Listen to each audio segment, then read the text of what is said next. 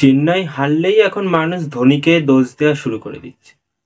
কালকে পাঞ্জাব এবং চেন্নাইয়ের ম্যাচে পাঞ্জাব যখন ২০০-র উপরে রান করে ফেলে এবং চেন্নাইকে সেটা চেস করতে বলা হয়, তখন প্রথম তো উপরের ব্যাটসম্যানরা ভালোই খেলছিল, কিন্তু পরবর্তী সময় তারা আর কি ভালো খেলতে পারে না।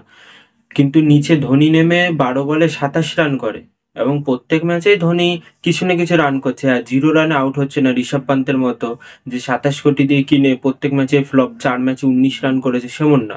কিন্তু ধোনি প্রত্যেক ম্যাচেই ভালো রান করছে, কিন্তু তাও ম্যাচ হারছে চেন্নাই এবং সে দোষটা পড়ছে ধোনির ওপর।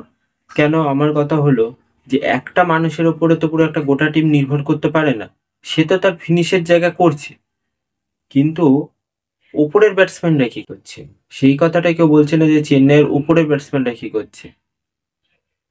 যখনই ম্যাচ হারছে ধোনি ফিনিশ করতে চাচ্ছে, কিন্তু যদি রান না হয়, হ্যাঁ, ধোনি কালকে সেদিন একটা ম্যাচ খেলেছিল মুম্বাইয়ের বিরুদ্ধে, সেটাতে ধোনি এবং বিজয় শঙ্কর মিলে মানে টেস্ট ম্যাচের থেকেও স্লো খেলছিল ম্যাচটা, যেখানে অনেক রানের চেস ছিল। কিন্তু তাও যে মানুষটা কালকে ১২ বলে ২৭ রানে একটা ইনিংস খেললো, আর কতটা কি করার থাকে? ওপরের ব্যাটসম্যানরাই যখন কোনো কিছু রান করছে না বা কোনো রানের চেষ্টা করছে না, সেখানে তো ধোনি একা তো আর ম্যাচ জেতাতে পারে না প্রত্যেকটা ম্যাচ, না?